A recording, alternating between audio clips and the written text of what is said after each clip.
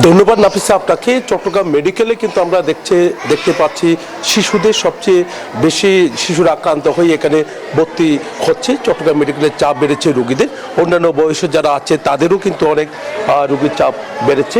তবে এখানে যারা চিকিৎসক তারা বলছেন তারা হিমশিম খেতে হচ্ছে, যেহেতু রোগীর সংখ্যা অনেক বেড়েছে। যাদের এখানে যারা বিভিন্ন জায়গা থেকে, চট্টগ্রাম মেডিকেল বলতেছে চট্টগ্রাম বিভাগের সবচেয়ে বড় সরকারি হসপিটাল, তার কারণে কিন্তু আমরা দেখতে পাচ্ছি এখানে রোগীর সংখ্যা অনেক বাড়লেও কিন্তু যারা চিকিৎসক তারা কিন্তু চিকিৎসা দিয়ে যাচ্ছে। নার্স থেকে শুরু করে চিকিৎসকরা বলছেন তাদেরকে সুস্থ করার জন্য কিন্তু তাদের যে কাজ, যে চেষ্টা, সেই চেষ্টাটা কিন্তু তারা করে যাচ্ছেন। তবে ঠান্ডাজনিত রোগীর সংখ্যা প্রতিদিন বাড়ছে। মানুষ যদি একটু সচেতন হয়, তো গরম কাপড় পরে যদি মানুষ যদি একটু চলাফেরা করে, তাহলে এই রোগ থেকে রেহাই পাওয়া সম্ভব। শুধু শিশু নয়, শিশু ছাড়াও কিন্তু বিভিন্ন বয়সের মানুষ কিন্তু আক্রান্ত হচ্ছে। যেহেতু তীব্র শীত, এখনো পর্যন্ত চট্টগ্রামে সূর্যের দেখা মেলেনি। গতকাল একেবারে সূর্যের দেখা যায়নি, তো আজকেও তার কোনো ব্যতিক্রম দেখা যাচ্ছে না। তবে ঠান্ডা